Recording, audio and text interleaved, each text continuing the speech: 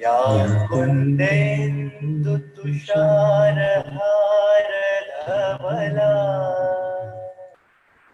या शुभ्रवस्त्रावृता या वीणाम्बरदण्डमण्डितकरा या श्वेतपद्मासना या ब्रह्माच्युतशङ्कर प्रभृतिभिः देवैः सदा वन्दिता सा मां पातु सरस्वती भगवती निःशेषजाड्यापहा।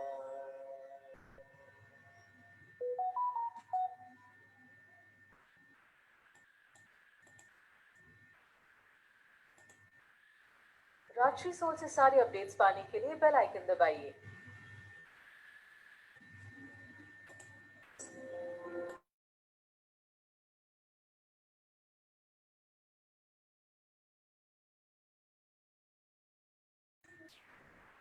विद्या भारती उच्च शिक्षा संस्थान, जैसा कि मैंने पूर्व में बताया, हमारे राष्ट्रीय संगठन मंत्री आदरणीय प्रकाश जी भाई साहब के नेतृत्व में कार्यरत है और यह जो वेबिनार का कार्यक्रम है इसका नेतृत्व कर रहे हैं हमारे आदरणीय सह संगठन मंत्री आदरणीय रघु जी भाई साहब। प्रकाश जी भाई साहब हमारे साथ जुड़ भी चुके हैं। 68 पार्टिसिपेंट्स हैं और सर्वप्रथम आज के हमारे जो पहले वक्ता हैं आदरणीय doctor E Rama Ganesh sir chairperson हैं school of education Bharathidasan university Tiruchirappalli. मैं सर का विद्या भारती उच्च शिक्षा संस्थान की ओर से बहुत बहुत धन्यवाद करता हूं कि आपने अपने व्यस्तम क्षणों में से हमें समय दिया सर। और आज के विषय पे ऑनलाइन एंड ब्लेंडेड लर्निंग का क्रियान्वयन हम स्कूली शिक्षा के अंतर्गत कैसे कर सकते हैं। समग्र भारत में जहां अभी ऑनलाइन के लिए इंफ्रास्ट्रक्चर की बहुत कमी है, रिसोर्सेज की बहुत कमी है, ट्रेनिंग की बहुत कमी है, तो आने वाले वर्षों में हम किस प्रकार ऑनलाइन एंड ब्लेंडेड लर्निंग का एग्जीक्यूशन भारतवर्ष में देख सकते हैं। आपके विचार सुनने के लिए मैं आपको आमंत्रित करता हूं doctor E Rama Ganesh sir.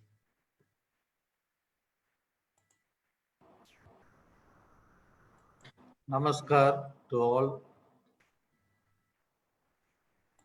Distinguished Director, Mr. Anurag Singhal, my friend Professor Madhusudanan from University of Hyderabad, learned participants across the country, friends, good evening to all of you. It is indeed a great pleasure for me to be part of this program, webinar program, organized by Vidya Bharati Sansan, especially on the topic of the significance, online and blended learning. Perhaps I must be happy as a professor of educational technology, but for leveraging the online forum, we are not connected. For about 72 of us are connected today because thanks to technology. So in that way, now the government of India, the predominant objective of government of India is to make this Bharat Atmanirbhar Bharat, a self-reliant India.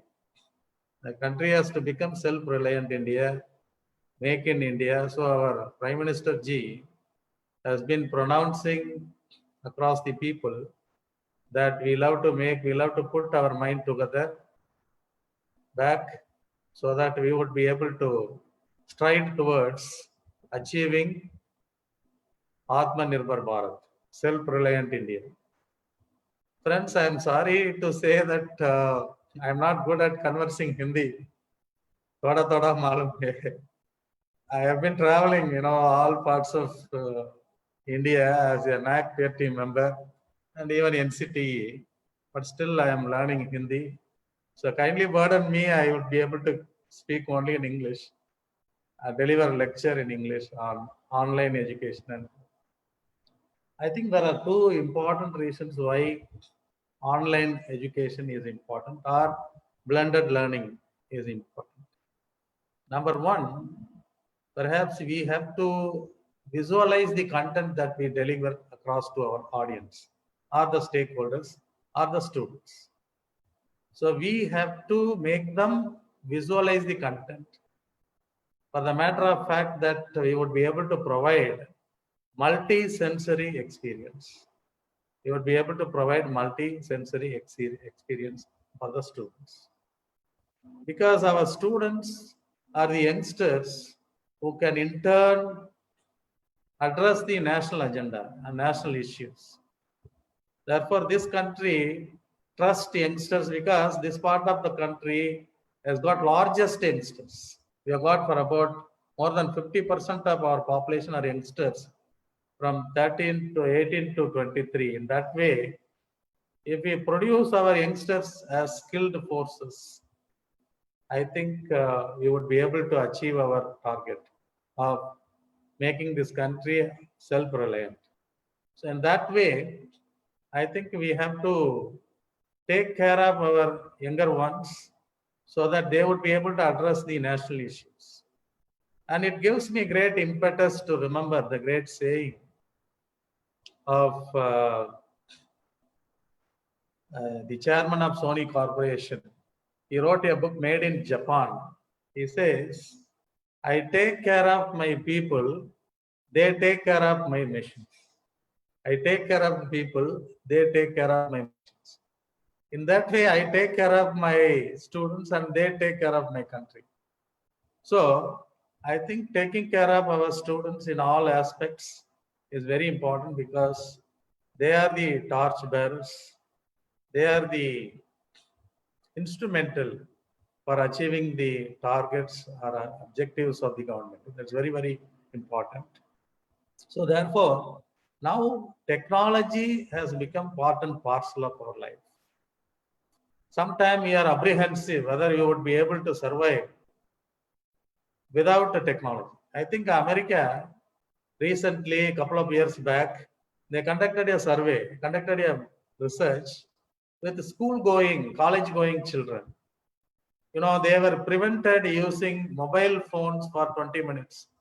They were prevented using mobile phones for 20 minutes. And they measure their heartbeat. So their heartbeats were so abnormal.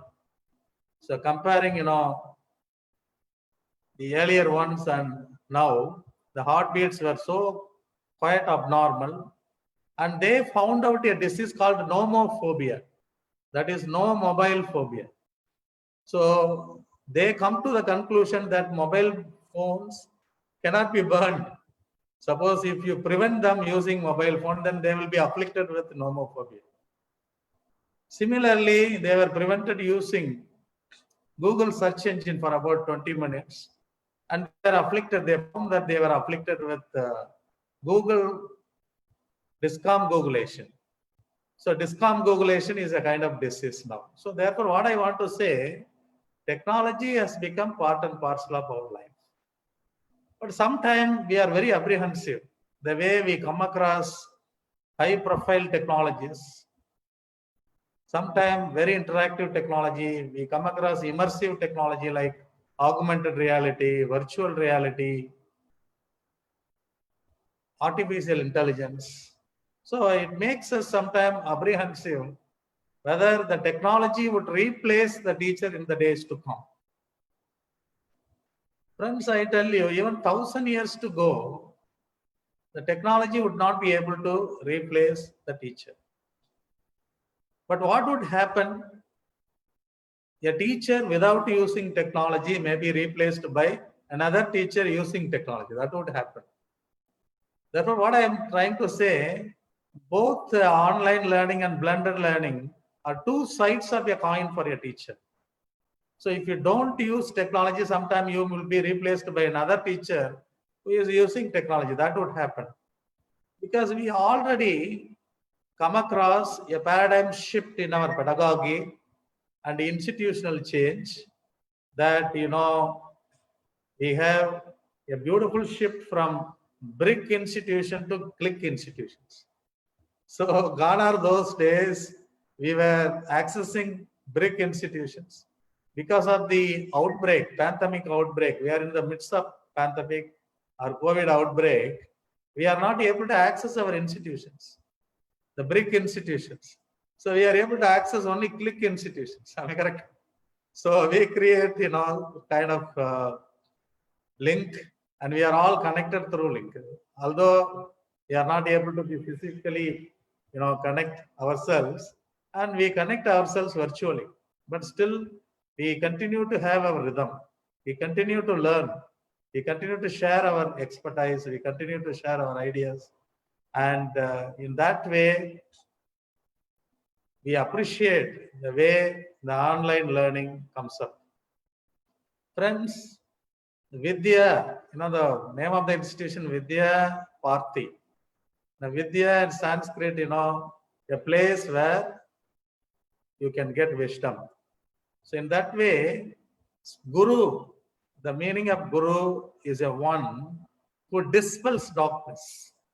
Who dispels darkness. So in that way, if you take online education and blended learning as the best supplement, one of the supplements, I don't say they will substitute, because still, people are trying to work that online education would get rid of face-to-face learning. And there is a myth also, myth about online learning. Sometimes they say online learning will replace face-to-face learning. Certainly it is not possible.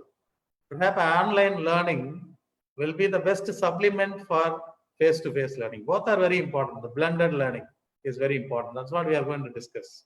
Therefore, what I would like to say that, although the online learning, will not be able to replace face-to-face learning, it has got its significance to supplement the teacher or the leader for delivering their goods across to the world. And here you would be able to reach the maxim, and you would be able to reach the concept or the theory maxim to your stakeholders. It's very important. Therefore, what I'm trying to say, online learning and blended learning is a way forward for a teacher especially. And we'll have to really, upskill ourselves in developing or integrating the information and communication technology into our teaching so that we would be able to put our content across to the students, and we would be able to make our individual very creative. When the technology is at my disposal, it is easy for me to make my students understand me, and that would really give beautiful rhythm or beautiful platform for my students to concretize the learning process. So with this introduction, I think I would like to, because for want of time, I would like to share my slides. Okay, sir, I'll be making you co-host for 1 minute, you please. Yeah, please.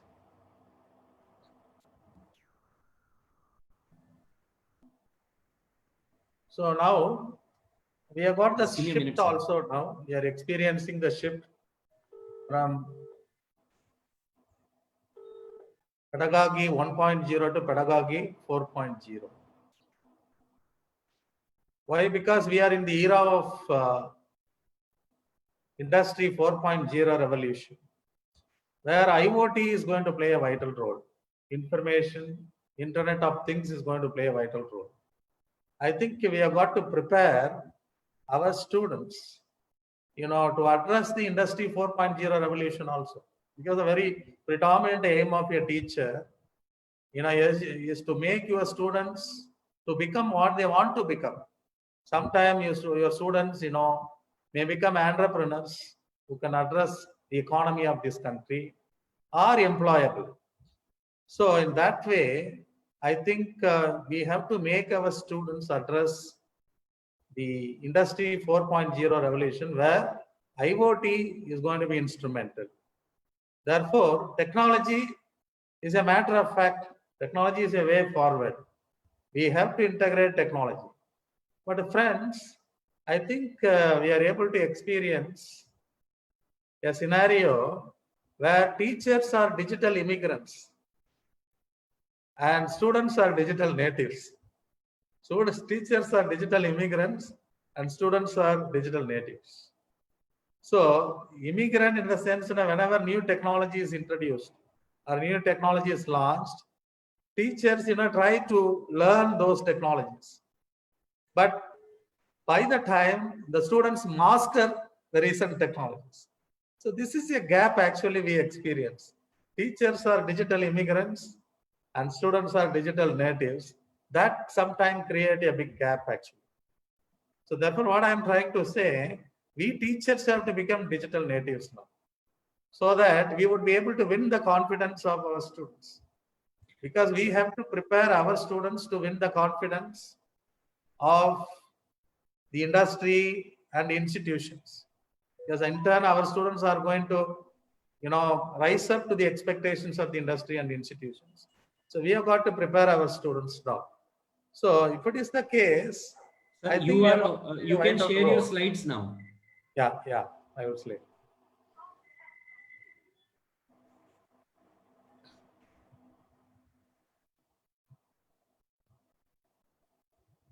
So in that way, perhaps when you look at the psychology of learning, individual learns 83% by seeing. So therefore, a good teacher always inspires the students, offering the scenario for them to see their contents. That's very important. That's what I told you. You have to help them visualize the content and you have to provide multi-sensory experience. That's very important. But multi-sensory experience, the technology is the greatest supplement for a teacher to provide multi-sensory experience, through which the students would be able to concretize the learning, visualize the content, through which they would become very creative, very innovative, very productive. So that's what I wanted to say.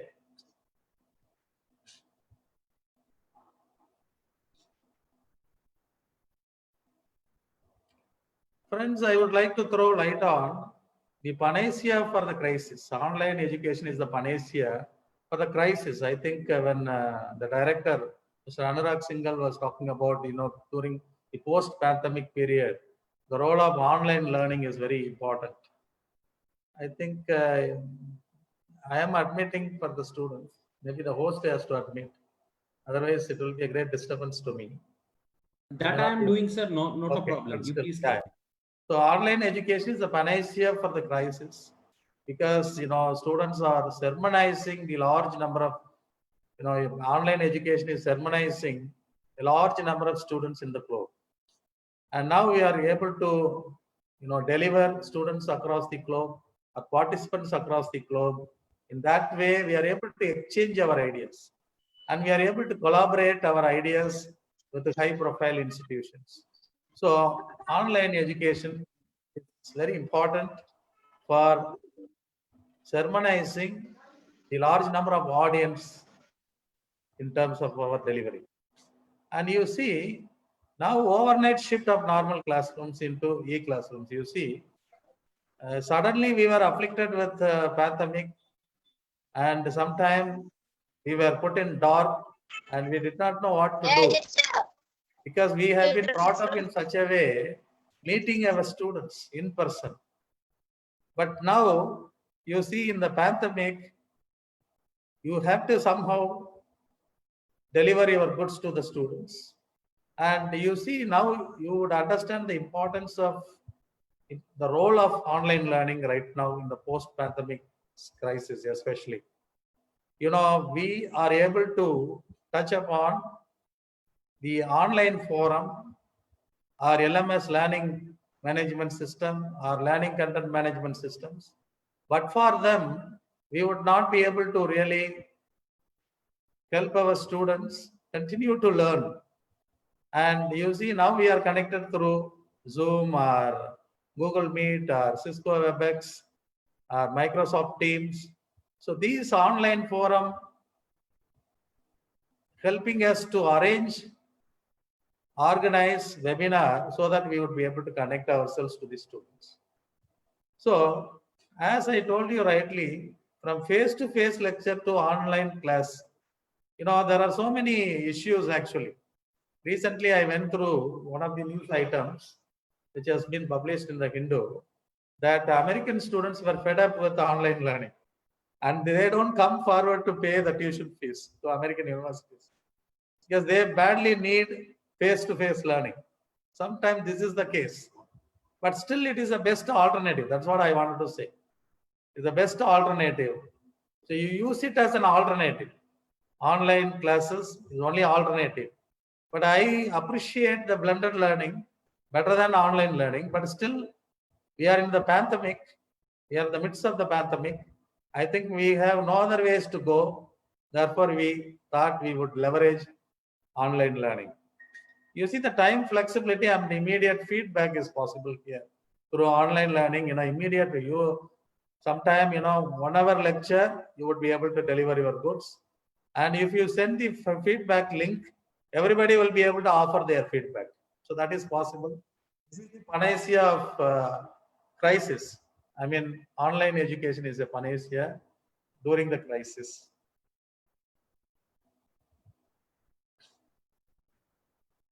Now you see, I would like to introduce, I'm so happy that the famous educational technology solutions are coming up, emerging educational technology solutions, especially Byju's, Vedantu, Ada 24/7, Allo Learning, Optus Learn, Asmacom, Board Infinity, Class Plus, CyberY. So I would be able to list out number of platforms, actually, Kahoot, CISA, Khan Academy, Unacademy.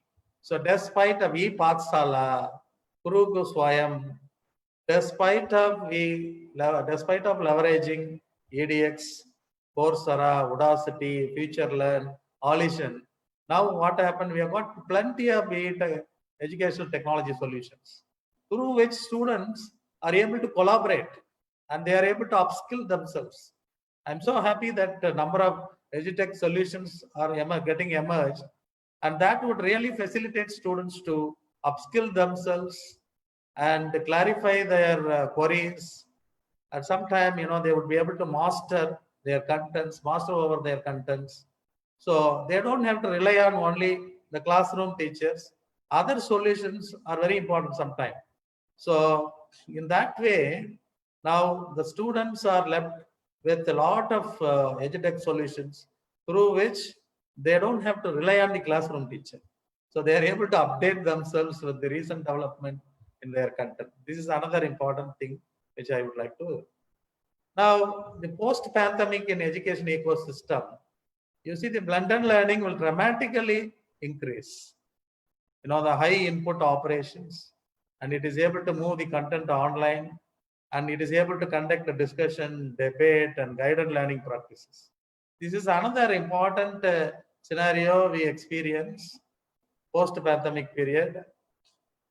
And you see now the existing and potential, the online education will be a strategic priority at every institution now. Now you see every institution across the country or across the world is able to connect with the students by leveraging the online platform. So now online education has become a strategic priority for every institution through which, they are able to collaborate and they are able to feel institutional resilience. Even what do you mean by resilience? If you come across a difficult situation and you are able to come out of it as swift as possible. Although you are in the pandemic, you are able to come out of it, still you would like to embrace the rhythm, continue to teach your students, and you make your students to continue to learn, which is possible by means of online education. And you have got cross-campus governance. Now, what happened through online, you are able to do away your governance, a kind of beautiful strategy, and you are able to decentralize now, distribute your intelligence here, so that the collective effort would be able to meet out the demands of the students. So this is another important thing that we'll have to take cognizance. And you see, the existing potential of online program management partnership will be rethought. Why? Because it involves with the instructional designers, and it does a lot of market research. Accordingly, they edit the program. Accordingly, they improve the scenario. Accordingly, the ideas are updated. So now it collaborates with the digital marketing. So all these things are possible, and we are able to improve our online learning process. See, now they try to integrate instructional designs. So online learning with instructional design, so that we would be able to reach the students, and we would be able to meet up the demands of the students. Because sometimes students feel the online learning is a boredom. To get rid of the boredom, now what happened? They conduct research, they introduce digital marketing, they introduce new ideas into it, so that they try to integrate instructional design, so that you would not be able to make your students experience boredom. So students will continue to participate with a lot of attitude. That's very important. Because the very aim of our teaching is to help them develop knowledge, what they know, and acquire skills to represent their knowledge, and develop character. So you have got to have a triad like knowledge, skills, and character. So your teaching has to really create a good interaction among these three components: knowledge, skill, and character. So in that way, how best you put your content across to your students really matters. Therefore, they do a lot of research. Accordingly, they keep editing. They introduce new icons, so that you would be able to get rid of the boredom among the students. So this initiatives have been going on now. Friends, the online education, you see, 70 now, the recent statistics says the perception of the students, we have the research says for about 70% of the students like online forum.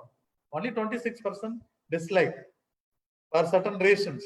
Sometimes they wanted to meet their teachers. They wanted to really enjoy their accent. They wanted to enjoy, the real face-to-face learning. So, but for different reasons, now 26% of the students do not like online education, online learning. Now the choices of online classes, you see, 59% say yes, okay, we are ready to go ahead with online classes, and 41% say no. Now you see the choices of students, so choices of sources in online, like PPT with the audio 78%, video 15%, webinar 35%. So these are all the developments that we note. You see the drawback of online classes, that is also very important. We have to understand the other part also. Drawback, like language really matters. Now I am not able to converse in Hindi sometime. Okay, it is one of the drawbacks of conducting webinar. And you sometimes no curricular activities. Now not meeting friends, they are not able to meet their friends in the classroom. Yeah, they are all at home and listen to their teachers. Lack of two-way communication. Now the teacher delivers goods. After the delivery, then the students have to ask questions. But this is not happening in the regular face-to-face learning. Whenever they have doubts, they simply raise their hands and get the queries clarified. But now it is not. Sometimes no connectivity at all. And the statistics I went through, for about 40 to 45% of the students are not able to participate in the online classes because for want of internet facilities. So therefore, our friends, our students in the rural India are not able to access, but still initiatives have been taken. Now, Mr. Sundar Pichai from Google CEO has come down to invest for about $10 billion to help this rural India to access the internet resources. So in that way, it will be set right, but still the research says this is one of the drawbacks, net connectivity issue for about 30% net connectivity issues. Right now, the online education, right now, you see 96% of the traditional institutions offer online course. That is a good symptom in India, especially. And 99% of the administrators found that demand for online education has increased. And 73% of students report job and employment goals as a reason for taking online classes. Friends, I have just given you some introduction about online education. But still, whatever the technology we leverage, we wanted to promote learning among students. But the learning should not be rigid. That's very important. If the learning is rigid, sometimes it will not be able to make a permanent change in the behavior of the individuals or students. Therefore, learning must be either flexible or social. If the learning is flexible, automatically it will be social. Therefore, the rigidness of the learning must be taken away. We should not have rigid learning. Why? Because we wanted to have a shift from passive learning to active learning. Sometimes you see when you don't leverage technology in the classroom, the teacher becomes an expert, delivering the very big lecture, but students become the recipient of passive learning. So they are the recipient of passive learning there. They are not active learning. But when you integrate modern technologies, LMS platform or ICT, now you can make students participate into, and you can make students, you can promote active learning. That's very important. Why? Because your learning is so flexible. It is not very rigid. But in the classroom, sometimes you see the teacher keeps on delivering lecture, and that makes students passive. They are not able to be active. Therefore, technology makes learning very flexible. Very flexible. You can give, especially I'm going to introduce flipped learning.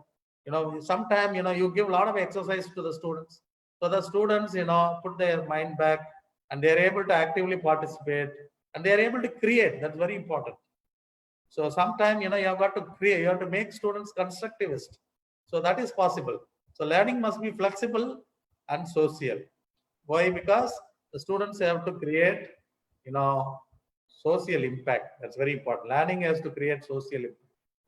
So if the learning is flexible, definitely it will be able to create a social impact. That's an idea. Friends, I would like to introduce the design compass. You see, learning by listening. If you just make your students listen to you, you make students instructionist. Sometimes they will be able to recollect the ideas that you have given away to them. If you share, learning by sharing, you make your students connectivist. Now they would be able to come out with their ideas pertinent to the ideas that you have thrown to them. Learning by doing, Mahatma Gandhi, learning by doing, you make them constructivist. Now they would be able to construct idea with the idea that you have given to them. Learning by making, now constructionist, they will construct new idea for unfamiliar scenario. So unfamiliar scenario, suppose for example, we are in the midst of pandemic, but still we are able to, some platform help us to get connected. So therefore, students are constructivist, learning by making. Friends, you understand the framework, the ecosystem, where teacher-learner interaction, learner-learner interaction, the interactive framework, learner-learner interaction, and learner content interaction. But in the interactive framework, what are more important? You see, the tools, the place, and the space. You see, where the learning occurs, when the learning occurs, And sometimes you see the mode of learning, how learning occurs is more important, where learning occurs, when learning occurs, so that you can have a beautiful interactivity framework. Now, interactive learning is solicited, is appreciated.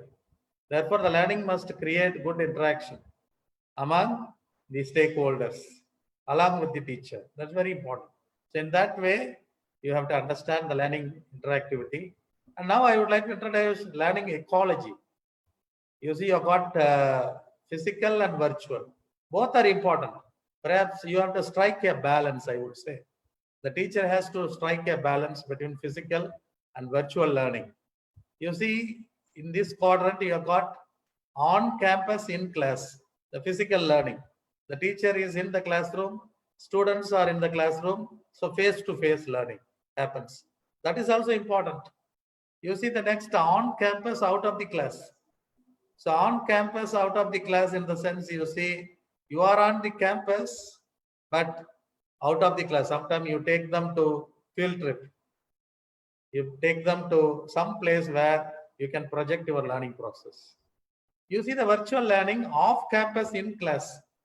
Sometimes students are there, but they listen to a great speaker from somewhere, somewhere out there in the world, and they are able to listen to your expert sitting in the classroom through video conferencing. All are inside in the classroom, off campus. Now what happened there? And off campus, out of the class, you see, everybody is out of, now what we go through, this is webinar is off campus, out of the classroom. But still, we acquire knowledge, we participate. Our participation is very important. Our learning rhythm is very important. In that way, what I want to tell you is you have got to strike a balance between the physical and virtual learning. Both are very important. So you can't just, get away from physical learning, the face-to-face learning, which is also very important. Perhaps you need to establish both. You need to strike a balance between physical and virtual learning is more important. Friend, I would like to ask a question to yourself. Is online education a way forward? Is online education warranted right now? I think you would say yes. You see, I'm introducing a slide in which what happens in 60 seconds. In 1 minute, you see what happens. In 1 minute, you use YouTube for about 7 lakh, for about 400 hours of video uploaded. More than 400 hours of video uploaded. You see in Facebook, for about 2,43,000 photos are uploaded. And you see what happens around us. In WhatsApp, 1 million photos are uploaded, video messages, 1,75,000 video messages. So the social media and other media now start, exploiting. Now people start exploiting the social media. I don't know whether it is the right way or other way, but still they are fond of using social media. That we'll have to understand. They are fond of using social media. So therefore, this technology must be part and parcel of your teaching. And every teacher is required to integrate technology because students are leveraging. Students the students have already become digital natives. Therefore, if you don't use technology, sometimes you cut a sorry face. You cut a sorry figure in front of them. And that gives, platform for you to be removed from the classroom.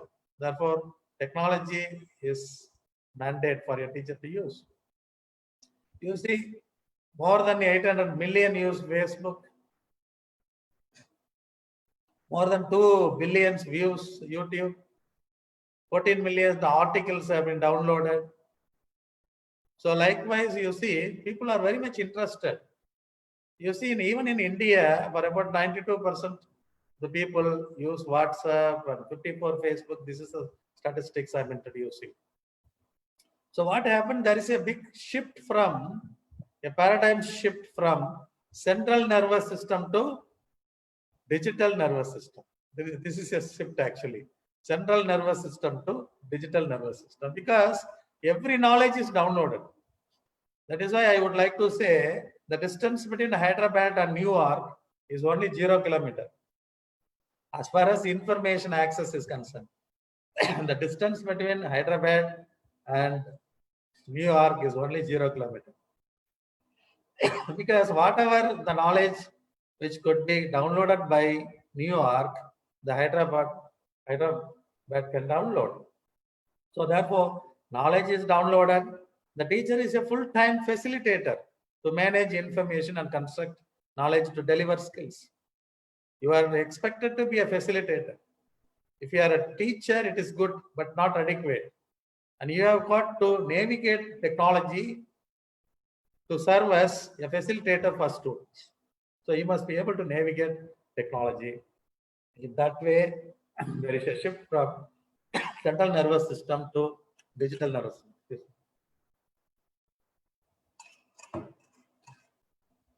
So what do students, new learners are? New learners are more self-directed. New learners are better equipped to capture information. They are more reliant on feedback from peer group.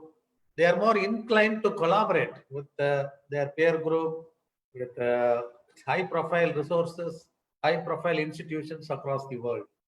They are more oriented towards being their own nodes of production. That's very important. They want to produce. They wanted to be constructivist. In that way, students are inclined to update themselves. They are very much interested to update themselves with the recent developments in their subject, their research area. I'm so happy about it. Why? Because collaboration is at their disposal, free of cost. They can collaborate with anybody 24/7 across the world. So that kind of technology is thrown into their doorstep, free of cost sometimes. So in that way, they are more oriented toward being their own nodes of production. So learning must be productive. Therefore, the classroom must be productive. That's what I want to say. The webinar must be productive. Otherwise, it will disappoint sometimes the students. So then still, students want what is next. So whatever you provide, but they need much more. Still, they wanted to update themselves, upskill themselves, so that they would be able to understand the recent developments. So in that way, where are we now? As teachers, where are we now? That's what I told you. Perhaps you have to use modern technologies and devices to promote personalized learning. That's very important. Personalized learning. I think we have got to have the ability to work with diversity. There are two important leadership the teacher must possess. Number one, you have got to have the ability to work with diversity, because every individual has got a beautiful winner within them waiting to be unleashed. They got beautiful winner within them waiting to be unleashed, as Michelangelo rightly pointed out. So the classroom has to play an important role. The classroom must be designed in such a way it has to deliver goods to the students. It must be able to win the confidence of them. It must be able to persuade them. Otherwise, classroom will cut a sorry face. And it gives me great impetus to remember the great saying of the former chairman of UGC, Professor D.S. Kothari. The destiny of India is being shaped in her classroom. The destiny of India is being shaped in her classroom. Therefore, classroom must be equipped to provide personalized learning. Therefore, we have got to have the leadership like ability to work with diversity. That's very important. And we must have ability to work with the talents. So previously, gone are those days, the teacher was described to be an expert and the students are described to be learners. So whatever the teacher says, it is Veda to them, it is Bible to them, it is Bhagavad Gita to them. Now it is not the case. The students come prepared. The tomorrow class has already been prepared by the students. The students come prepared and they want to get news from you. extra news from you because they want to have extra academic mileage. And if I don't provide news to you, I will disappoint you. I am disappointing you. So in that way, now students are also expert. If you agree with me, teacher is an expert and students are also expert. The experts are sharing. That is why I told you students are digital natives. They have already mastered technologies. But teachers are digital immigrants. They are learning technology. That is the gap actually. We have to fill the gap. If you fill the gap, if you become digital natives, you have in-depth knowledge in your subject. There is no second thought in it. But you got to leverage technology. You got to have ability to work with the talents, the students of talents, brains, so that you should become digital natives to provide personalized learning, whether you leverage mobile or leverage e-governance or leverage modern technology or online forum like EDX, Coursera, Swayam. But you got to provide personalized learning because you must understand the diversity. This is the challenge we have now. So this challenge can be met out only by embracing or using online and blended learning. That's very, very important for us to understand. Friends, you see sometime the extended web, we went through web 1.0 that connected information. And web 2.0 connects people. And web 3.0 connects semantic web, connects knowledge. And now web X.0 connects intelligence. Therefore, you have got to establish the industry institute clusters, and you can really give ideas. You can provide ideas for startup or developing incubation, and you can provide innovations for the students, so that the students can involve themselves in startup and entrepreneurship. Now web X.0 connects intelligence, the meta web, we call meta web. So the degree of social connectivity really matters. Degree of information connectivity and degree of social connectivity is very important. So therefore, you are required to touch upon modern technology. That's what I wanted to say. You see that change that happens among us. 1.0 can help us to connect information. Web 2.0 help us to connect people. Web 3.0 helped us to connect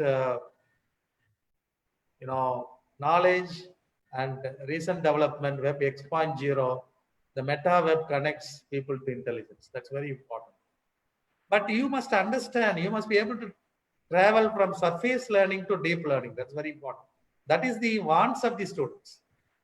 Suppose if you stop with only surface learning, you are putting your students into dark. That's what I wanted to say. So you have got to travel from surface learning to deep learning. Both are important, friends. Both are important. Surface learning to, you see, data, the information and knowledge. But what about wisdom, the Vidya Bharati? The Vidya is more important here. The Vidya and transformation is more important. That is how you are expected to engage. So now you see the knowledge, perhaps the declarative knowledge will help you to touch the cognition, and procedural knowledge will provide wisdom so that you would be able to apply the knowledge what they have. And the critical knowledge sometimes helps students knowing why, and that gives rhythm for students to get transformed. So they are able to analyze the knowledge, evaluate the knowledge, whether it is relevant for them to be competent, which is very important. Friends, I would like to give you an example. So how critical awareness is important for the students. Knowledge, knowing tomato is a fruit, that is knowledge. Yes. Sir, just I want to remind one thing. We also had a question and answer round and one more speaker. So yeah. I will take another. See, till 4 o'clock. No, that's what we already decided. Okay. So certainly. So knowledge is knowing tomato is a fruit. Wisdom knowing you don't put a tomato in a fruit salad. And you see the critical awareness knowing why there is a difference.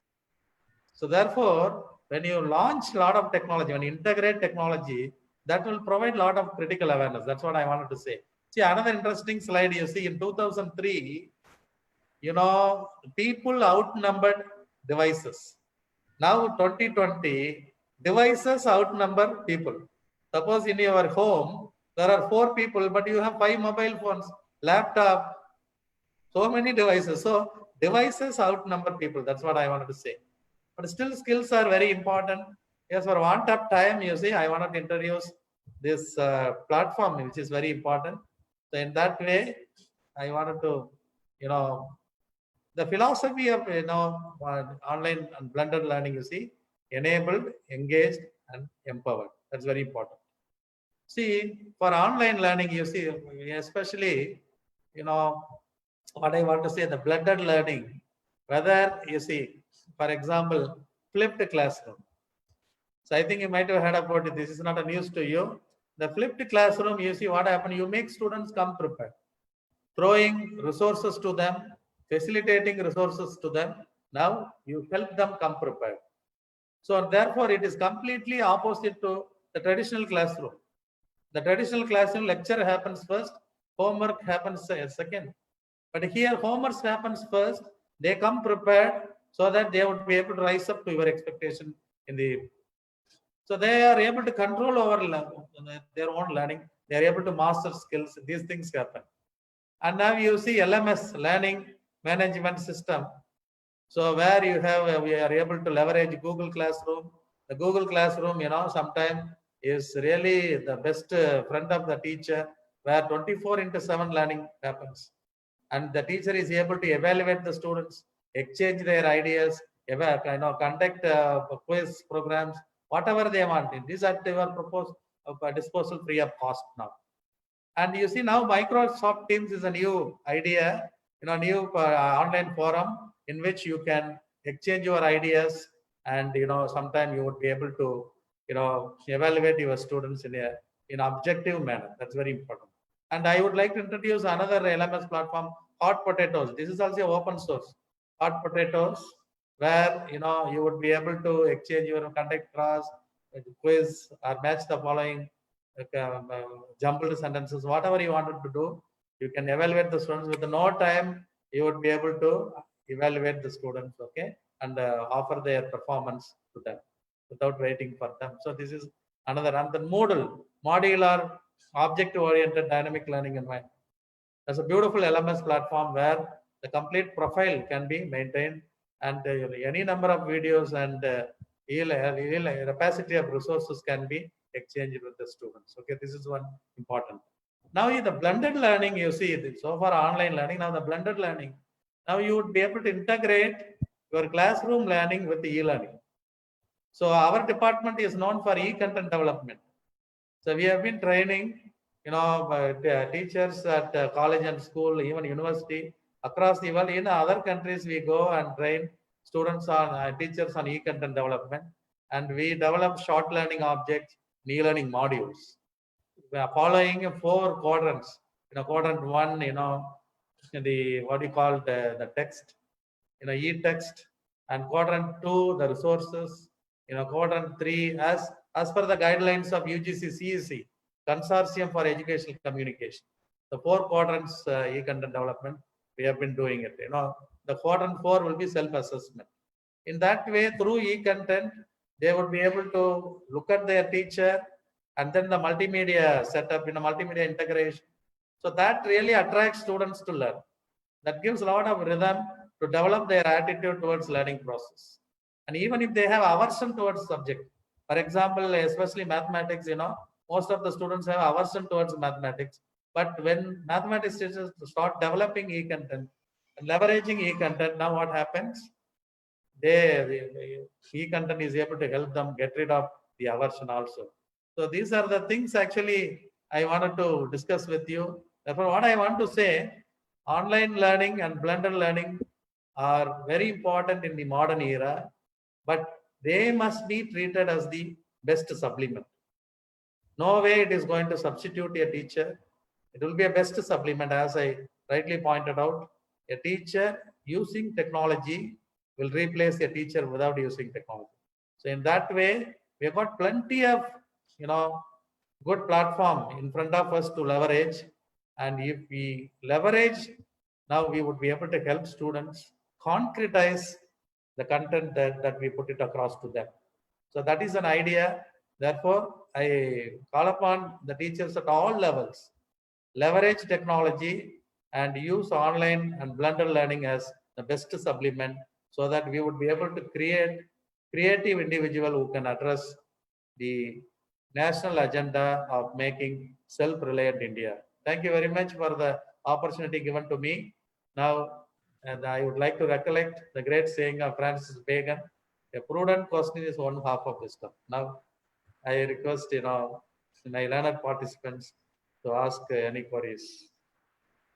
Thank you, sir. What we'll do is first we'll take the session of Madhusudan sir, and then we'll take the questions collectively. Certainly, sir. Certainly.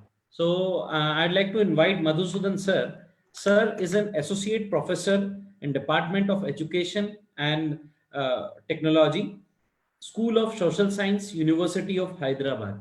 He is a keen interest traveler of demography of schooling. He had a lot of works into the ECC and especially the Moodle area. So today, sir, my main focus now, as sir have given very insights on how this online and blended learning, what is about them and how they can be done. So now how we can do the executions as suggested in the NCF, that Rashtriya Shiksha Niti. So floor is yours, sir. Madhusudan sir. Anurag Singhal ji, धन्यवाद. Namaskar to everyone. माननीय प्रकाश जी, संगठन मंत्री विद्या भारती उच्च शिक्षा संस्थान, माननीय रघुनंदन जी, सह संगठन मंत्री विद्या भारती उच्च शिक्षण संस्थान, Professor E. Rama Ganesh ji, and all learned participants and colleagues who were present here in Zoom as well as on online in Facebook. I thank Anurag Singhal for taking care of the session so well. And as you said very nicely, Anurag ji, the background to the content of blended and online learning has been very well, comprehensively and very systematically has been put forth by our elder Professor Ram Ganesh ji. And what I will straight away focus on is, maybe I will take maybe 10 minutes, 20 minutes rather, so that we can have some question and answer also. So what I will do is I will quickly connect this background to the what has been said in the policy and what can be done in terms of action points that I will be trying to focus on. So can you make me, Anurag ji, a host so that I can make my, or can I straight away go for? No, it is disabled G.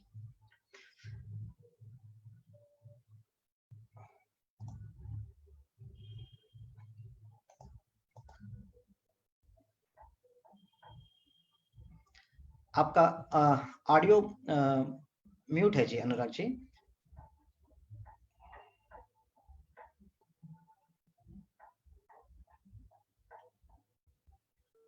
Oh, sorry. You please give me you co-host. Okay.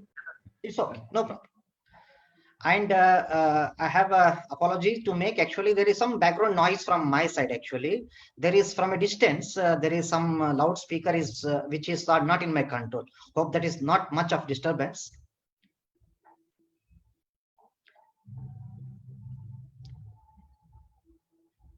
Sir, you are a co-host now. You can share. Okay, let me share now. Thank you, Ji. Now it's okay.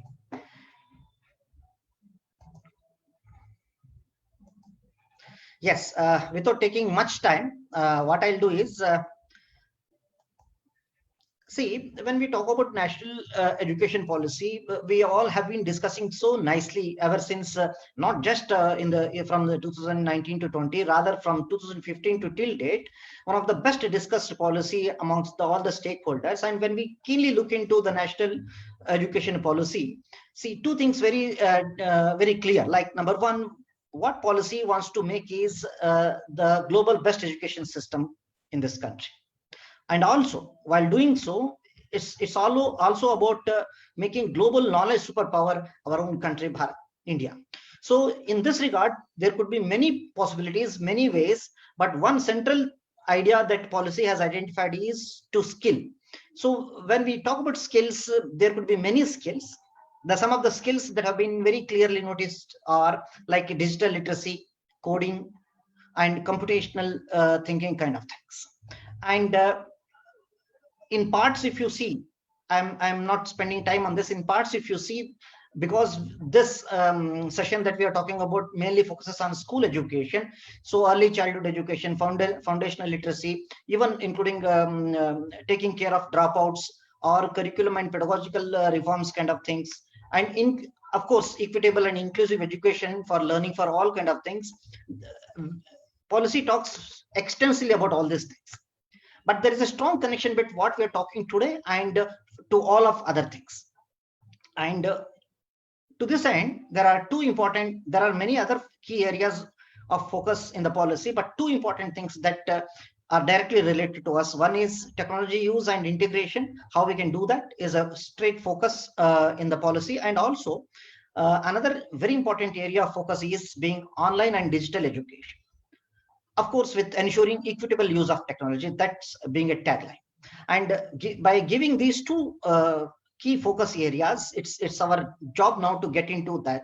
And those who have been reading this document will notice there are many aspects.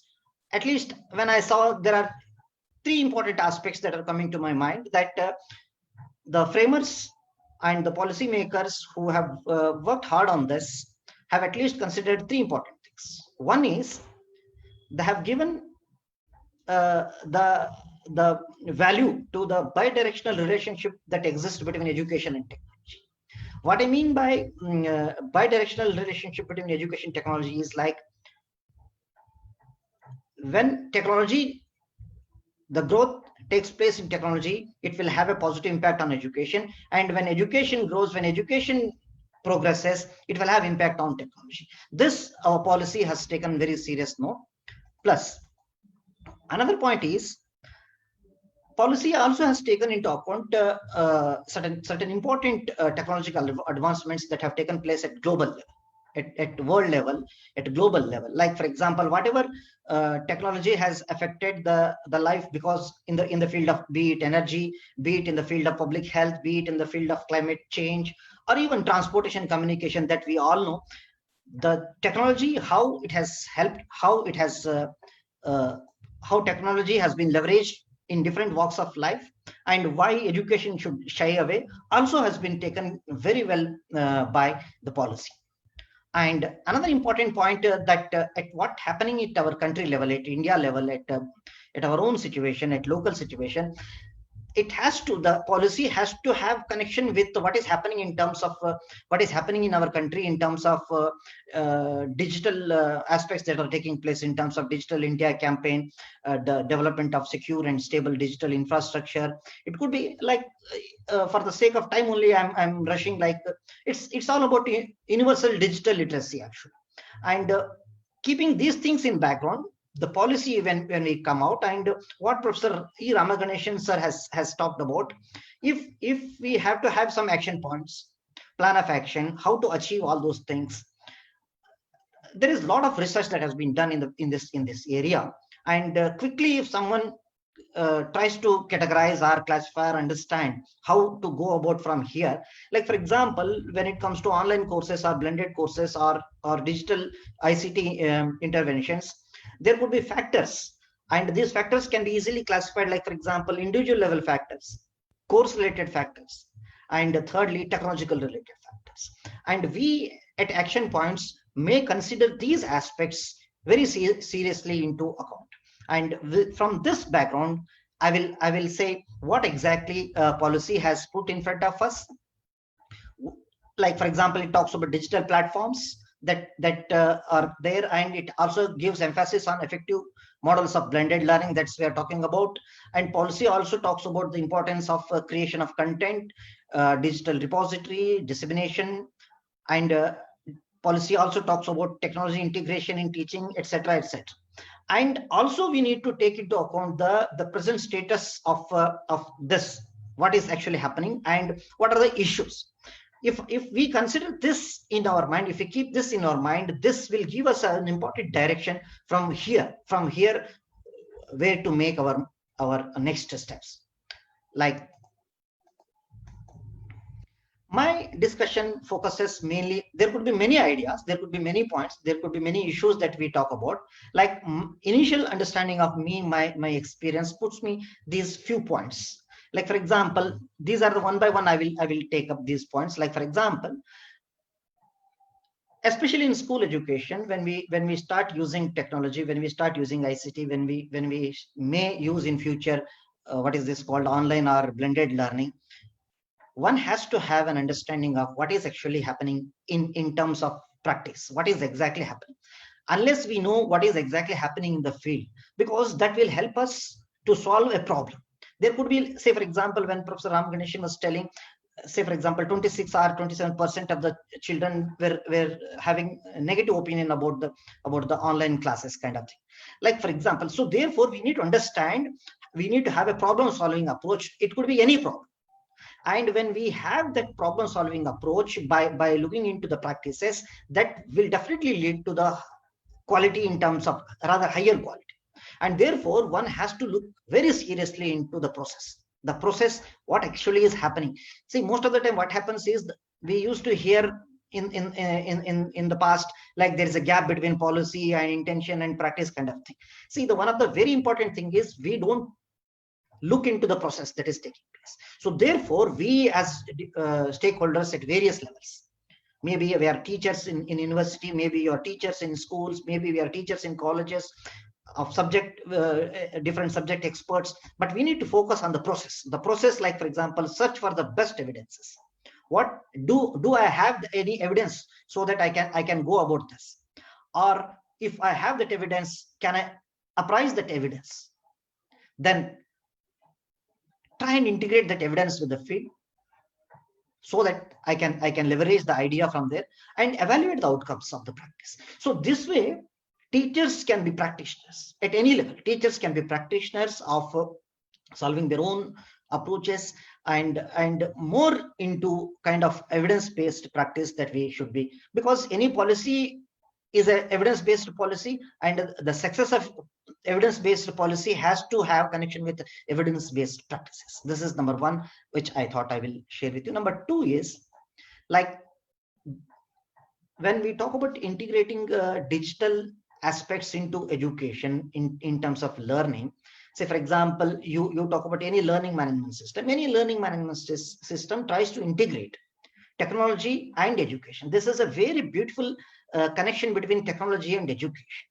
And many times this question comes, do teachers are replaced kind of thing. See, I thought that's not a very serious question. Rather, there is a beautiful connection between different experts coming from different fields. Say for example, technical aspects. Any learning management system, any online education, best of the online education is based on certain platforms. That platforms is not a person who is a teacher who is expert, but here is a person who is a technical. But technical person won't be able to help himself deliver everything. So therefore, pedagogical experts, the teachers, the experts from the education departments, the teachers will become experts here. So there is a strong need to have a collaborative work in terms of it could be technical experts, it could be pedagogical expert. Sometimes it's more importantly is managerial, like strategic. Which course has to be introduced in which unit, which class kind of thing. So when it comes to delivery of the courses also, it's a strategy, and it could be many more. It's not just about the teachers and those who are trained in education have to be the leaders in online or blended learning, or it's on the other hand, the technical persons who have expertise in the computer science kind of thing. No, it has to be a combination, and it has to be a collaborative research. So therefore, it's about bringing in integration of technical front and education front. This is what I thought a second point that I will. And the next point which I take your attention to is, because most of us we are from Department of Education, teacher education departments, And one of the paper we teach without fail, the very much organic to our system is education technology. We have been teaching this paper, but the time has come now. I think we need to relook how we are teaching, and how we go about this paper when it comes to taking into all these aspects into account. We need to look seriously into the syllabus and curriculum and the way we are teaching our own paper. See, there was a very good opportunity for all of us means here teacher education department I'm talking about. When B.Eds are made from 1 year to 2 year, or M.Ed courses are made from 1 year to 2 year, we have not done much in terms of content enhancement. Rather, we have distributed the courses, the course that was there in 1 year. This is my personal opinion, but there was a great chance for all of us to work more in terms of content delivery. Rather, we have distributed the most of the courses that were there in 1 year into 4 semesters or 2 years. So therefore, there is a serious need to have a self-reflection on the part of university departments, because Department of Education in the universities has a huge say in terms of doing not just teaching about conducting research, and there is a huge scope for modification and upgradation of syllabus, especially in this particular subject. And there are related research papers that we teach, but broadly I call that as one education technology paper. It could be ICT in education or whatever, and this is at all levels of teacher preparation, like it could be B.Ed, it could be D.Ed, it could be M.Ed, even at PhD levels. See, I seek your attention. See, this is some kind of, he has every right to say this. Sebastian Thrun says this. He's a Udacity founder. He says within 50 years there would be only 10 institutions of higher learning left in the world, and Udacity might be one of them. He may have every right, but this just indicates us to which direction, to which line the world is moving on. So therefore, we in the departments of education have a lot to do in terms of connecting ourselves to technology and pedagogy. So therefore, the third point that I'm talking about is about the way we teach education technology in our education departments. The next point I am talking about is we have all seen this very interesting, I should not be saying interesting, very unfortunate situation though, because of the pandemic that we are facing. So a lot of schools, colleges, universities, sorry, I need to admit someone.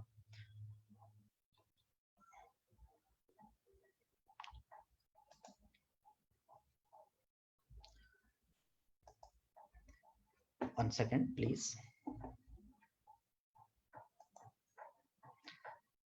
That got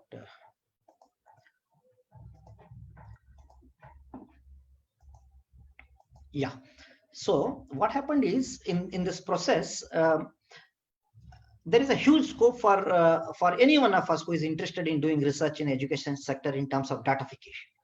What I mean by datafication is like it comprises of collection of data. We are getting very very good data in terms of at all levels of education system, at individual level, who is attending classes, when is he or she is attending the class, in what classrooms they are practicing, in which schools, in which region, state level, national level, international level. We can have the data that helps us how we can go ahead in future. And it's the data is about potentially about all the processes of teaching. It's about learning, it's about the school management, it's about evaluation, it's about assessment, it's about actual process of learning, how students are taking, how students are receiving, how students are enjoying the learning that we are talking. So therefore, there is a huge scope when in order to make a successful these two focus areas of the policy. There is a very good area that is coming up. In business, they do this data mining. In business, they do it. So similarly, in education, if we can go for a data mining in education sector, and that can be called as learning analytics rather. So the reasons of learning, the outcomes of learning analytics will be of great helpful to anyone who is directly or indirectly working in the field of implementation of whatever policy aims are there. The next point I'm talking about is the next 2 points are organic to the policy itself. Like, for example, we have continuous professional development program that has been advocated by policy, that every teacher has to go 50 hours, minimum 50 hours of professional development. That professional development, the content part of the professional development, in addition to his or her subject areas, can have the space for training in terms of ICT integration in every aspect of school value. It could be teaching, it could be management, it could be administration, it could be almost any aspect of school learning education aspect. So we means anyone who is interested here can have can think about integrating ICT into this CPD. And while doing so, one has to understand the local conditions in which that particular teacher, is working. So therefore, that local condition will help him to understand. Anyone who is working in the field of training for CPD may have the like global, he may know about the global components, but we need to appreciate and understand the local conditions. And modeling of effective practices as part of CPD, and effectively linking research to practice becomes a very important part of this. And let me go to the last point. See, policy again talks about National Education Technology Forum, which is one of the very interesting component that has got place in the policy. Like it tries to provide independent evidence-based advice to central and state government agencies on technology-based intervention, basically. But it tries to build intellectual and institutional capacities in educational technology. As part of this, they can go for a lot of works. Like, for example, there could be a lot of myths around about online education. For example, many teachers, they think when we talk about online education, many teachers, they say you need to be very techno savvy in order to go online. My experience suggests you don't have to know everything like a computer science engineer kind of thing. You just need to be good in your content and subject, that's it.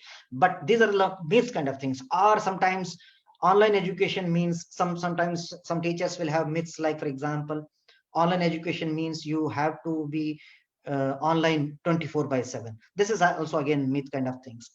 It could be any type of ranging from simple capacity building to myths talking. So therefore, these type of National Education Technology Forum can bring in a lot of changes at practice level. So it's about articulating new directions for research and innovation. So with this, I thought these are some of the quick points I thought I will share with the August gathering, so that we can go ahead with the discussion. So this is my short presentation. Anurag ji, I thought. Thank you, sir. Although you covered all the points what have been given there in the National Education Policy, now I invite questions from the participants. If you had any question, you can please raise your hand or you can write in the chat box. Meanwhile, I would be starting with the few questions that I had in my mind. Sir, as Rama Ganesh sir have mentioned clearly, because the presentation was very extensive and it is good, that there would be no curricular activities and no meeting of students would be happening during this online classes.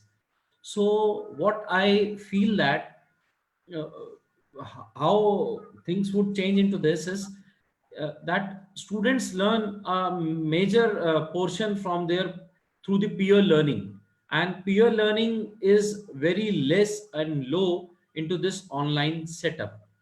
So how the students can learn from their peer while doing with this online studies? Rama Ganesh. Yeah, certainly. I think you have given the solution. The peer learning is very important. So what we have done, we have suggested for our schools, especially because we have adopted number of schools here, and we have got one of the diets is the our we are the we have adopted a diet also. So what we have been advising is, you see, perhaps you can just advise them after online learning is over. You can just find the possibilities of, helping students to have small peer group, neighboring area. No, suppose for example, they can just, parents have to really, you have to convince the parents also, because we are in the pandemic situation. Sometimes they are very apprehensive that, they will get affected with pandemic or coronavirus. But what we have asked, you see, we just give them guidelines. We just help them, providing solution that the students, will be guided to have peer group learning. Perhaps they have to identify, their friends, classmates, living nearby, their nearby residents, so that they can just have a small group discussion. That would really motivate them. It's very important. First of all, you have to provide them positivism by providing motivation. So if you just allow them to move with at least couple of friends and share their ideas, that would really help them, help them to create a feel that they are in the real classroom. So that kind of thing you have to do as an R&M, because you should not continue, you should not make continuously rely on online forum. Perhaps you can just help them. Perhaps, the teachers, the schools have to play a vital role for this kind of making this kind of peer group discussion. Okay. My next question is to Madhusudan sir. Sir, as we are also observing, I'm also attached with the school, and what we are finding is parents are finding it a very big problem, because many of them are not that much technically trained, and especially when they want to see what the child is seeing other things into the mobile other than all those study stuff. So many parents are very, very concerned. So is there any on national level we could create some of the videos for the parents or something like that, because country needs training into this reference. So I want your guidance for this.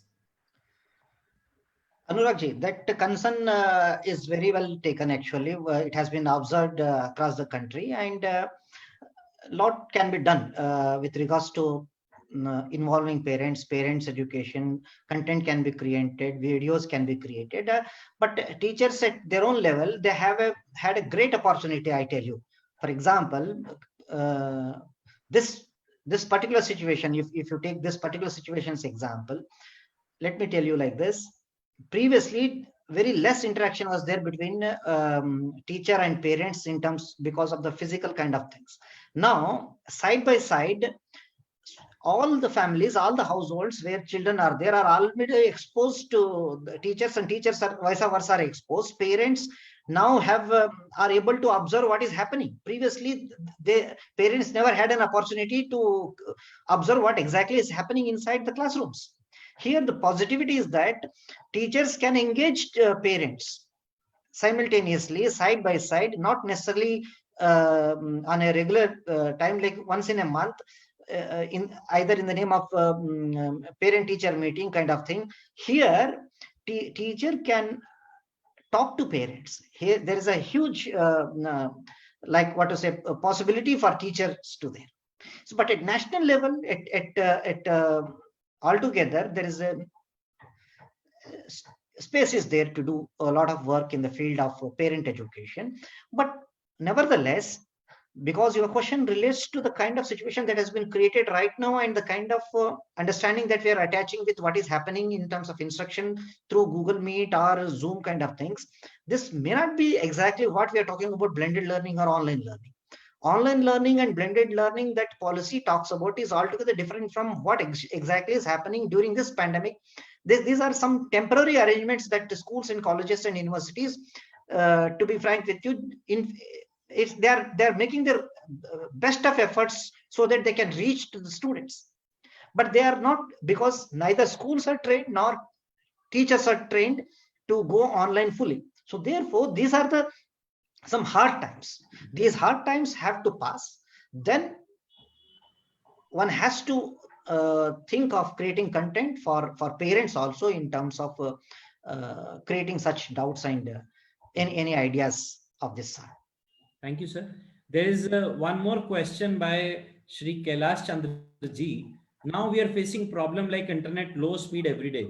Now 40% taking interest in ICT learning, and in the name of online education, students are playing games. My question is how to engage students in this field. A very Yeah. valid question. Yeah, certainly. It has been a perennial problem across the country and across the world, I would say, if I'm not exaggerating. So, I would like to suggest a strategy that, a number of schools, in fact, adopt this strategy that one teacher will deliver goods, deliver subject to the students, and the other teacher will play as a moderator because the video must be on. And if they don't listen to the teacher immediately, the particular student will be alarmed. And another important, the parents, we have to seek help from the parents also. The parents have to sit by them so that they will also monitor them. That is also very important because we need to have a good combination between teachers, parents, and students. You have to create a triad because otherwise it's very difficult, in fact, very difficult to control the students. I think if parents extend their support, monitoring their students while classes are going on. Normally, monitor the online classes for 2 hours, 3 hours. I think one of their parents or siblings can just monitor them. And one teacher can play as a moderator so that this problem can be sorted out. So that you can easily control students and make students learn your content.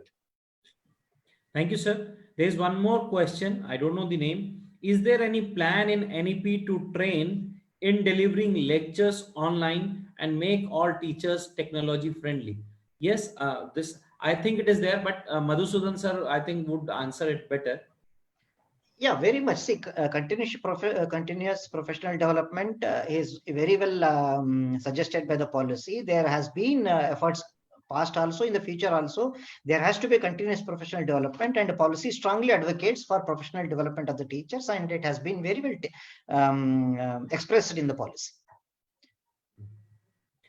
There is one more question, Amardeep Kuruwar. How much we are ready to deal with the extended web at the school level, and what can be done at the teacher, student, parent level and by the government? So my stake is sometimes necessity is the mother of invention. I think after this COVID period, many have trained themselves. So this question, any one of you who want to answer, sir, please. Rama Ganesh sir. Sir. How much we are ready, or the government is ready for this to deal with the extended web? Yes, certainly. Now you see, government, state and central level have been taking a lot of initiatives. I think in my presentation, I pointed out that, they wanted to collaborate with the external agencies like Microsoft and Google. I know they collaborate. Even Google came down to invest for about $10 billion US, for providing access to the students. The government have been taking number of, in Tamil Nadu and Kerala, South India especially, government has taken initiative to launch this program, teaching program through television, because they don't have to leverage internet resources. Perhaps parents have to support, parents have to be with the students. No other way go on, because parents are, one of the parents definitely will be at home, and they have to see to that the students learn through television. So we launch all programs through TV, especially students from rural schools and tribal schools are made to learn through TV, because almost 99% of the populations have television. So these children, are made to learn through television. But only thing is, either their siblings or parents have to. This is one of the policy. Government suggests. Even our chief minister, called upon parents to sit with them, because they don't have to, as our Professor Madhusudan rightly pointed out, they don't have to be techno savvy, but still at least they can just accompany with the children, and they have to monitor the children whether they learn it or not. Here the thing is, students don't have to have internet facility at all, because everything is telecast. Everything is the policy says, the beautiful schedule is given. It has been beautifully scheduled, and all the children are kept informed. That is what government has government takes a lot of initiatives to keep them posted. So what I would like to support, the views that government at the state and central level have been taking number of initiatives, to help children learn, even in the pandemic situation. Thank you, sir. There is one more question from T. Sangeeta ma'am. I'm finding it interesting. She's from Vivekananda Vidyalaya School. My question is about what about the teacher-student relationship in the online mode? I think, if the teacher is a bit psychological, he would be able to promote good relationship with teacher and students. So what you have to, how you can relate with your students, you see, provide, students, provide a lot of activities to the students. So one of the teachers of English is doing, I really enjoyed, my child, is learning English. He was asking them to stand up and jump, do the yoga. Both are laughing each other. Sometimes the English teacher makes them feel at home. That is how, my child, start loving teachers of English. Why? Because he gives a lot of activities. So not sitting in front of the laptop or iPad. Now you see teacher makes them work, makes them jump here and there, makes them to demonstrate, makes them to enact. So likewise, if teacher is prepared to, deliver goods through activities, number of activities, even mathematics could be done. I have seen a teacher, does things teaching mathematics. Ask them to raise their hands, show the fingers, something like that. So what I want to say, the teacher-student relationship can be strengthened. This is one of the strategies which I would like to suggest, that activity-oriented, perhaps the teacher have to come prepared. So if teacher integrates, throws a lot of activities through their teaching, definitely the teacher would be able to strengthen teacher-student relationship. Both of them feel at home, and both of them, feel that, learning happens in a nice manner. Thank you, sir. My next question is to Madhusudan, sir. There is some Rajshri Vede from Vidisha.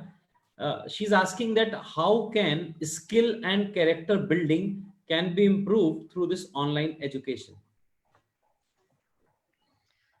See, it's a very interesting question. The policy basically talks about the skills actually. It does not mean skill alone. Skill alone won't help. Skill has to be put in some place, some situation, some social scenario wherein those skills are used. When we talk about usage of those skills, we have to have our own human relations and the whole lot of the familial kind of situation and things. And the skill cannot be utilized to just not to materialize only. The skill has to have some value in terms of society. So therefore, any learning for that matter has a broader perspective. So therefore, it goes hand in hand. Character building, personality development, value orientation, all we are talking about. At the same time, we are talking about the skill orientation and skill development. They have to go together. They cannot be looked separate things. And skill means only learning some doing by something kind of thing. No. So therefore, it has to be that way. Thank you, sir. The last question is from... I would like to supplement. Yes, sir, please. I think Professor Madhusudan has explained very well, but still I would like to supplement, promoting character building especially. You see, what you can do is you prepare, your content that is to be put it across to the students in such a way that the students experience mindfulness. That's very important. Mindfulness is very important. So how you make the students happy is more important. If you so even through online platform, see, learning by doing is possible. You can just, some teachers are, delivering goods through dancing, some strategy they use. So if you make students have mindfulness, if you make students a persons of happiness, I think a lot of character can be explored. That is very important. Thank you, sir. One last question is by Sanjay Kumar Upadhyay, sir. How to make the students attentive who are not interested in online classes? But for 1 minute, I would like to answer this one, because what I'm finding today, my son has an cooking class. It is an extracurricular activity through online. Every day we have to wake him up that you had an online class, and today he was waking us that kindly make my cap, chef cap, I have to put in my class. So what I think is that today the difference what I found is it is all about the teacher, and the teacher said is, if you do not attend the class regularly, next time online extracurricular class I will not allow you. So he's saying, Papa, I want to get up early in the morning and attend the class. So please, this is my personal experience. I found today only. I want you, sir, to answer this. That any one of you, kindly, Madhusudan, sir. Yeah. Sir. Okay, Ramaganesh, sir, please. Yeah. See, actually, how do you find the students who are not interested? That you must see. See, I think it gives me great impetus to remember the great definitions set by Zobel. He says, education means inculcation of impossible to the indifferent by the incompetent, he says. So what you have to do is, you find out, the factors why they are not interested. So you have to put blame on you. I'm sorry to say, if I'm not mistaken. So I have to put blame on me if I cannot create interest in students. So therefore, that's why I told you, a teacher must have ability to work with diversity. That's very important. Individual difference. Individual difference. Why they are not interested even through online. Perhaps you talk to their parents, and sometimes you blame yourself. Sometimes you may not be able to adopt good techniques to deliver your goods. So in that way, you'll have to really do a kind of small research, and you can talk to the parents. You can talk to him through phone. Okay, why he is not interested, so that the teacher somehow must be able to rise up to the expectation of the individual difference. It is a matter of fact, no, you have to rise up. If you have 40 students, you can't just create interest in all 40 students. If 2 students are not interested, if you find out the factor, definitely you will become a good teacher, because you know why he is not interested. So you equip yourself so that you would be able to rise up to the expectation of those 2 students. Therefore, you can talk to the students why he is not interested, so that you can be a different teacher now, so that you can win the confidence of them. So talk to the students through phone why he is not interested. If you understand the fact, perhaps you can have some addendum that could be incorporated in your teaching. The next time you would be able to attract the students. Thank you for the session today, but although we are running short of time, one question that I'm seeing here is also good. That is what I'm asking is, in some places students may not have online access facility, then how this learning can be helpful for those students? Yes, this is a I think big policy question. is important, sir. See, in Tamil Nadu and Kerala, they telecast through television. They don't have to leverage the internet. So this is policy, more of policy making. So perhaps the government has to come forward to telecast the learning through television, so that every student could learn. Even students in the remote villages could learn through the television. So that is possible. I also come to know, sir, through in a webinar session, that I think in Shillong, government is giving smart TV to some of these students. Government is taking this initiative. In UP itself, government is have started few channels on the TV so that education could be given. As it is, yeah. Sorry. This is the starting year, I think, for the online mode. Although it was there, but at the execution level, I think after COVID-19, it is done on an extensive level. So what I also believe is, now governments would look into this, and within 1 or 2 years, there would be arrangements for the common crowd, for the village people, and to reach each and every place from Kashmir to Kanyakumari. Policies would come forward, I think. Yeah. So with the closing comment, why we are doing this sessions are, I remember the few lines by Atalji. कि दुनिया का इतिहास पूछता रोम कहाँ यूनान कहाँ, घर घर में शुभ अग्नि जलाता वह उन्नत ईरान कहाँ। दीप बुझे पश्चिमी गगन के, व्याप्त हुआ बरबर अंधियारा, किंतु चीर कर तम की छाती चमका हिंदुस्तान हमारा। शत शत आघातों को सहकर जीवित हिंदुस्तान हमारा, और जग के मस्तक पर रोली सा शोभित हिंदुस्तान हमारा। What I want to say is, although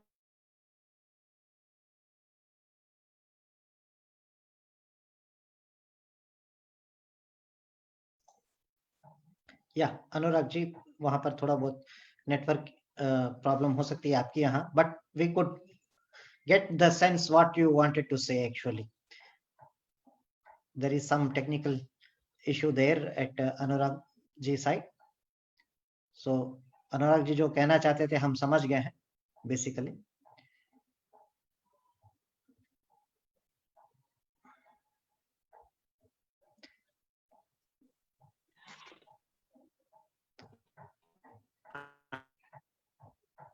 I think I am visible now.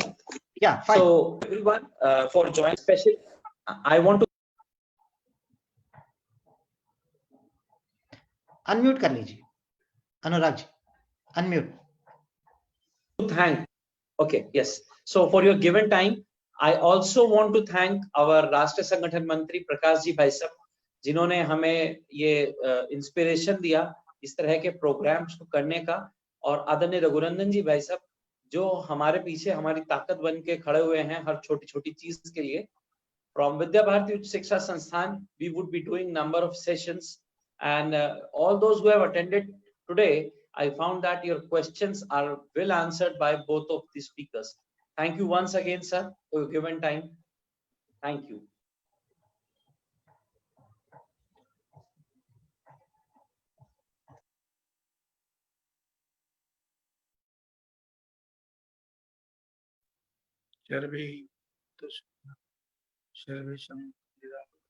सर्वे भवन्तु सुखिनः, शांति मंत्र। सर्वे भवन्तु सुखिनः, सर्वे सन्तु निरामयाः, सर्वे भद्राणि पश्यन्तु, मा कश्चित् दुःखभाग् भवेत्। ओम शांति शांति शांतिः। धन्यवाद। धन्यवाद। सबको नमस्कार। नमस्कार।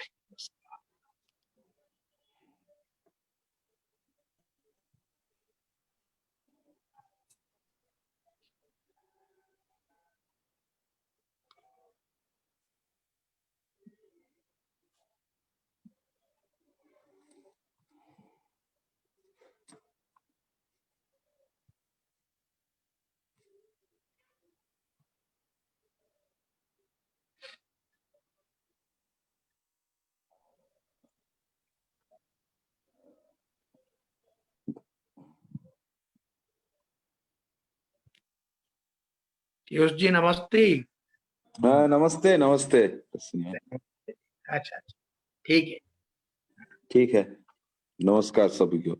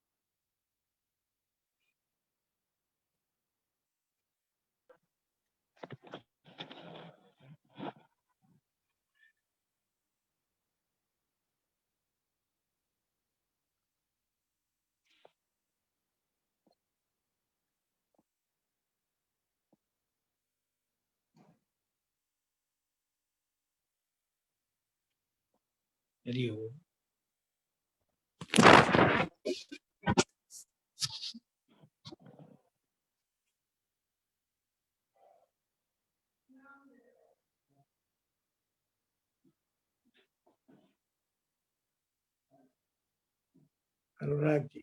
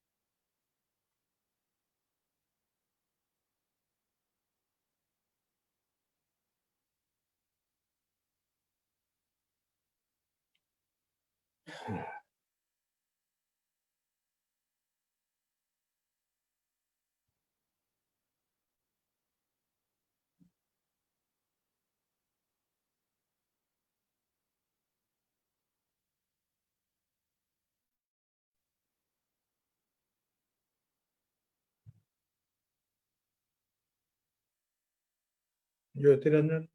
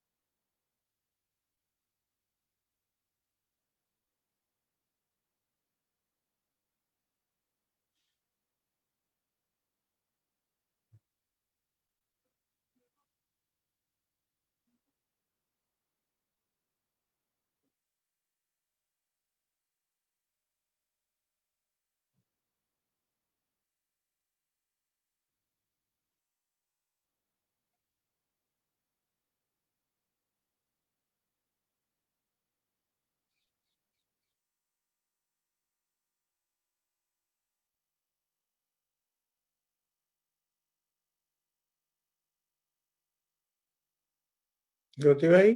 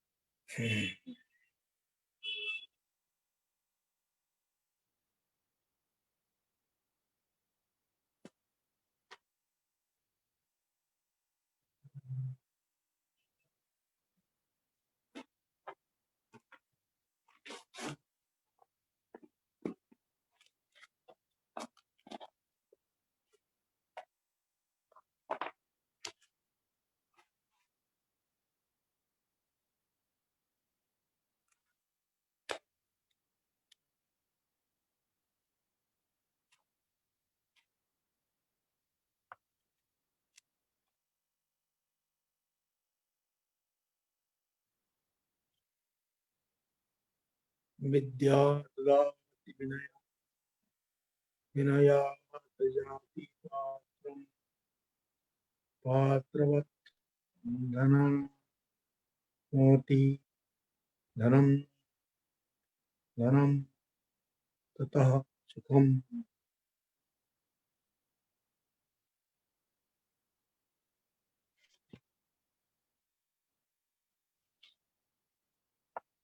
विद्या नारस्तु रूपम् अधिकं प्रच्छा वृत्तं धनं विद्या देवा परिदर्शः सुखा परिविद्या कुर्मः विद्या बन्धु जने विदिशा गमने विद्या परादेवतः विद्या राजा